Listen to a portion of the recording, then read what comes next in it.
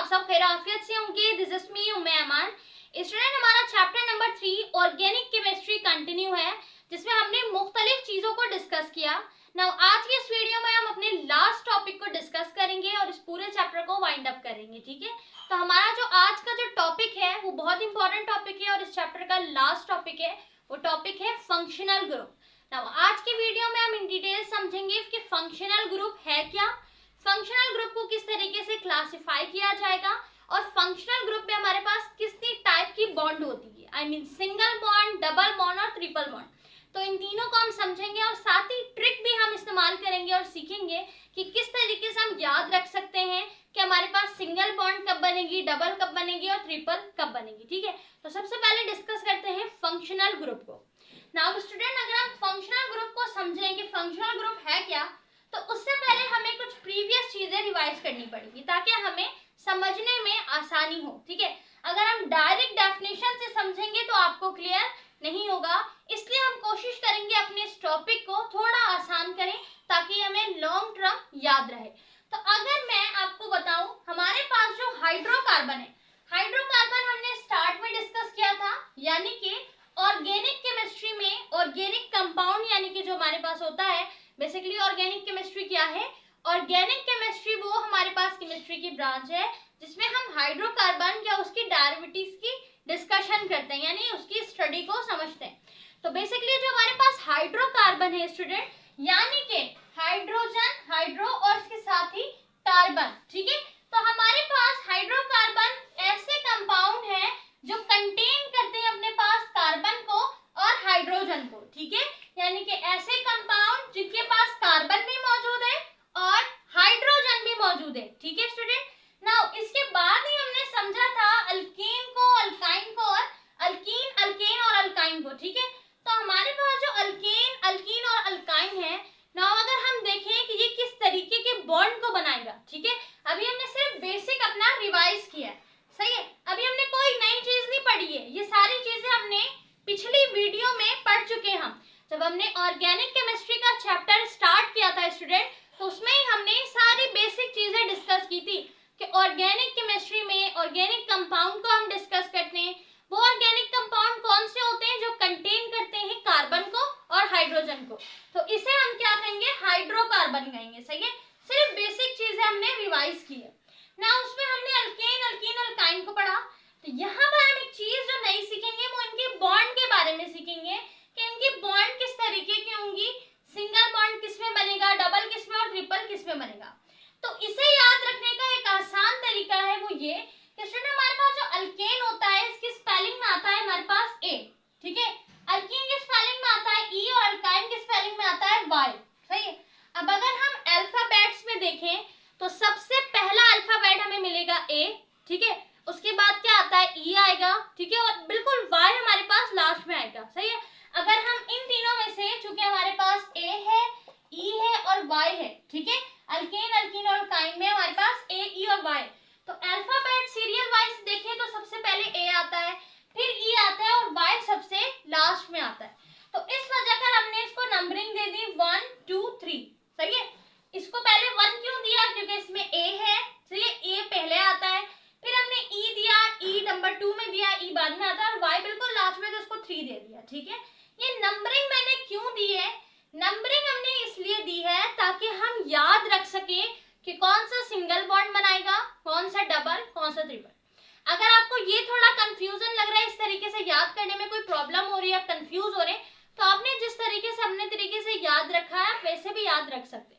लेकिन काफी स्टूडेंट ने मुझसे पूछा कि हमने फंक्शनल ग्रुप का टॉपिक पढ़ लिया है, समझ लिया है, लेकिन हमें ये नहीं समझ आ रहा, हमें याद नहीं रह रहा कि हम सिंगल जो हमारे पास बॉन्ड है, डबल बॉन्ड है, ट्रिपल बॉन्ड है, इसे कैसे याद करें, और साथ ही जो हमने फंक्शनल ग्रुप की नेमिंग की है, क्लासिफाई किया है, उस नेम को किस तरह याद रखें। तो इस वीडियो में हम कोशिश करेंगे कि फंक्शनल ग्रुप को भी समझें सही से और साथ ही इन दोनों मसले को भी हल करें। तो इसका एक आसान तरीका ये है कि अल्केन, अल्कीन और अल्काइन में स्टूडेंट ए, ई और वाई स्पेलिंग में फर्क है, यहाँ पर ए आता है, इसमें ई आता है, इसमें वाई आता है। ठीक है, तो हमने क्या किया है, ए चुके पहले तो 1, ई बाद में है तो 2, वाई बिल्कुल लास्ट है तो 3। ठीक है, नाउ अब 1 से आप आराम से याद रख सकेंगे कि अल्केन, हमेशा जो अल्केन होगा वो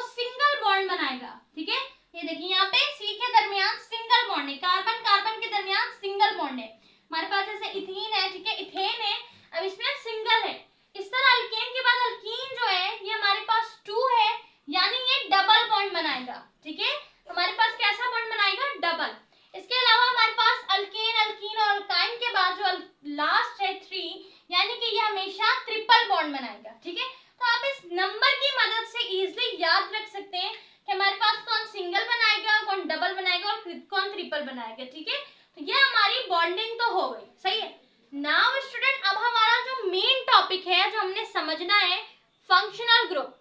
ना अगर हम फंक्शनल ग्रुप को समझे तो उससे पहले हमारे पास एक और चीज है, वो है अल्काइल रेडिकल। सही है, थोड़ा सा बेसिक रिवाइज करेंगे जो जो हम पढ़ के आ चुके हैं, ताकि हमें आसान तरीके से फंक्शनल ग्रुप समझ आ जाए और याद रह जाए। सही है, तो अगर हम अल्काइल रेडिकल की बात करें तो अल्काइल रेडिकल क्या होता है, बेसिकली हमारे पास स्टूडेंट यहाँ पर एक मीथेन है। सही है, मीथेन हमारे पास क्या है, मीथेन हमारे पास, मीथेन ने देखिए सिंगल बॉन्ड बनाया हुआ है। हमारे पास मीथेन का फॉर्मूला होता है CH4। ठीक है, अब ये जो मीथेन है यहाँ पर एक कार्बन और 4 हाइड्रोजन है। अगर इसमें से मैं एक हाइड्रोजन को रिमूव कर दूं, अब यहाँ पर जो एक हाइड्रोजन है अगर मैं इसे रिमूव कर दूं स्टूडेंट यहाँ पर, तो ये हमारे पास अब मीथेन नहीं है, ये हमारे पास कहलाएगा अल्काइल रेडिकल। ठीक है, आपने यही पढ़ा है अल्काइल रेडिकल के बारे में कि अगर हम इसमें से एक हाइड्रोजन को रिमूव करेंगे, एक हम अपने एटम को हटा देंगे, तो ये हमारे पास हो गया अल्काइल रेडिकल। सही है ना, हमने अल्काइल रेडिकल को क्यों समझा, अल्काइल रेडिकल को हमने इसलिए समझा कि हमारे पास स्टूडेंट ये जो अल्काइल रेडिकल है ना, अब इस अल्काइल रेडिकल में यहाँ पर एक जगह रह गई है। ठीक है, यहाँ पर एक सिंगल बॉन्ड है, ये अभी भी किसी दूसरे केमिकल बॉन्ड के साथ इजीली बॉन्ड बना सकता है, बॉन्ड को फॉर्म कर सकता है। सही है, तो हमारे पास हाइड्रोजन रिमूव किया, ये बच गया अल्काइल रेडिकल। ना अल्काइल रेडिकल में अब हम अगर कोई एटम ऐड करेंगे या कोई हम अपने कंपाउंड को ऐड करेंगे, यहाँ पे जगह बाकी है ना, तो अब यहाँ पर अगर मैं कोई एटम ऐड करूं या कोई कंपाउंड ऐड करूं, पास बचा था student alkyl radical. Alkyl radical के साथ मैंने ऐड कर दिया यहाँ पे OH को।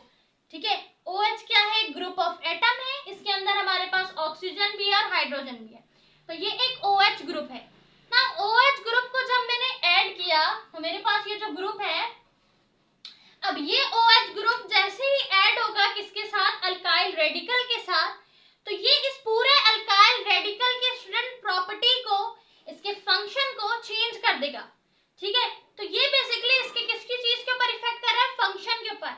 अल्काइल रेडिकल के पूरे फंक्शन को इसने चेंज कर दिया, इसलिए हम इसको कहेंगे फंक्शनल ग्रुप। ठीक है, अब आपको क्लियर हो गया कि फंक्शनल ग्रुप बेसिकली है क्या।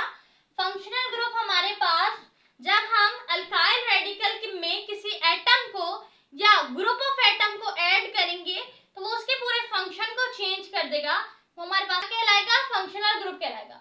इसी तरीके से हमारे पास दूसरा, अच्छा ये हमारे पास क्या बन गया, ये बन गया अल्कोहल। पहले ये था अल्काइल रेडिकल, सबसे पहले मीथेन था, हमने हाइड्रोजन को रिमूव किया तो ये बन गया alkyl radical. Now alkyl radical में जब मैंने OH ग्रुप को ऐड किया तो OH ग्रुप इसके पूरे फंक्शन को चेंज कर रहा था, इसलिए मैं इस OH ग्रुप को कहूंगी फंक्शनल ग्रुप, और ये ग्रुप अब मेरे पास पूरा कंप्लीट बन गया अल्कोहल। इस तरीके से हमारे पास एक और अल्काइल रेडिकल है, और यहाँ मैंने एक ग्रुप ऐड किया एटम का जो है COOH। अब COOH चूंकि एक ग्रुप है, ठीक है, ये हमारे पास क्या है स्टूडेंट, एक ग्रुप है, और ये पूरे अल्काइल रेडिकल के फंक्शन को चेंज कर देगा, इसलिए हम इसको क्या कहेंगे, इसे हम कहेंगे फंक्शनल ग्रुप। ठीक है, इसको हम कहेंगे फंक्शनल ग्रुप। नाउ अब ये जो फंक्शनल ग्रुप है हमारे पास, ये क्या है, कार्बोक्सिलिक एसिड है। इस तरीके से हमारे पास एल्डिहाइड है, हमारे पास क्या था, एक अल्काइल रेडिकल था, इस अल्काइल रेडिकल में मैंने एक ग्रुप ऑफ एटम यानी CHO ऐड कर दिया, तो ये हमारे पास बन गया एल्डिहाइड। ठीक है, तो इसको फंक्शनल ग्रुप क्यों कह रहे हैं स्टूडेंट, क्योंकि हमारे पास ये जो ग्रुप है अल्काइल रेडिकल जो है, अल्काइल रेडिकल के पूरे फंक्शन को चेंज कर रहा है। ठीक है, तो हम फंक्शनल ग्रुप को किस तरीके से डिफाइन करेंगे, फंक्शनल ग्रुप को हम डिफाइन करेंगे एन एटम और ग्रुप ऑफ एटम, यानी कोई एक एटम या कोई ग्रुप ऑफ एटम। अब यहाँ पे ग्रुप ऑफ एटम है, एक से ज्यादा एटम है, यहाँ पे कार्बन है, 2 ऑक्सीजन है, एक हाइड्रोजन है, तो ग्रुप ऑफ एटम है। ठीक है, एक सिंगल एटम भी हो सकता है, जैसे हम Cl लगा दें क्लोरीन, तो एक सिंगल हमारे पास एटम भी हो सकता है और ग्रुप ऑफ एटम भी हो सकता है। तो फंक्शनल ग्रुप की डेफिनेशन होगी एन एटम और group of atom which specify the chemical property of alkyl radical, यानी कि जो चेंज करेगा या प्रॉपर्टीज में जो है ना वो चेंजिंग लाएगा, इसको स्पेसिफाई करेगा किसके, अल्काइल रेडिकल को। ठीक है, उसके बाद दिखा है the journal formula of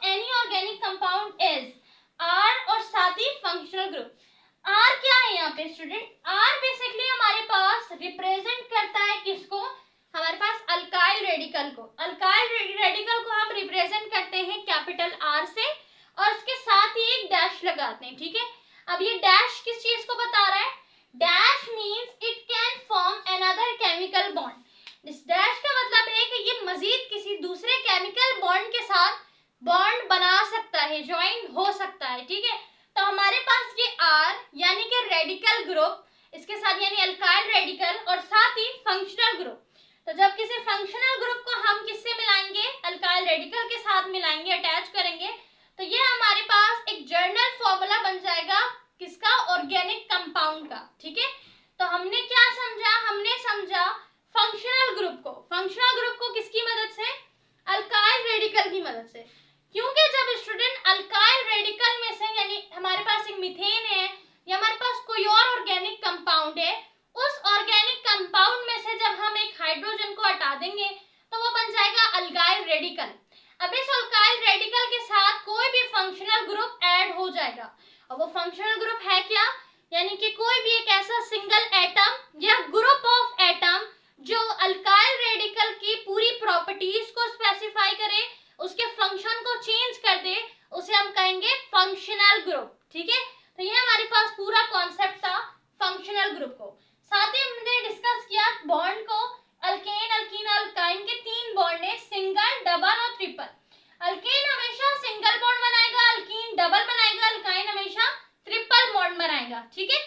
now अब हम स्टूडेंट समझते हैं कुछ important list of functional group, कि आप किस तरीके से फंक्शनल ग्रुप को याद रख सकते हो, और इसके अलावा किस तरीके से आप क्लासिफाई कर सकते हैं ऑर्गेनिक कंपाउंड को। नाउ स्टूडेंट अब हम समझते हैं कि फंक्शनल ग्रुप के कुछ इंपॉर्टेंट लिस्ट को, और इसके अलावा इस फंक्शनल ग्रुप को क्लासिफाइंग किस तरह किया जाएगा, यानी हम किस तरीके से पहचानेंगे फंक्शनल ग्रुप को कि ये कौन सा फंक्शनल ग्रुप है, और हम किस तरीके से उसकी नेमिंग करेंगे, सही है।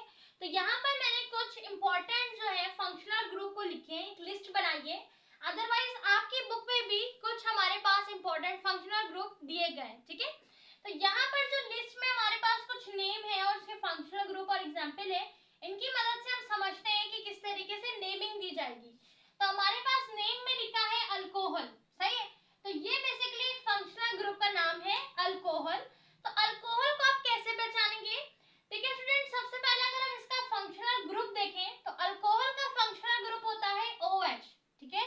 तो यानी कि R आपके पास क्या होगा? अल्काइल रेडिकल, और इसके साथ ही अगर OH ग्रुप लगा देंगे हम तो ये हमारे पास कहलाएगा अल्कोहल।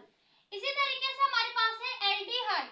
एल्डिहाइड का हमारे पास फंक्शनल ग्रुप होता है स्टूडेंट CHO। तो जब हम अल्काइल रेडिकल के साथ CHO को लगाएंगे तो ये हमारे पास बन जाएगा एल्डिहाइड, ठीक है ना। उसके बाद हमारे पास है अल्काइल हैलाइड्स। अल्काइल हैलाइड जो है स्टूडेंट, यहाँ पर लिखा है X। X हमारे पास क्या होता है स्टूडेंट?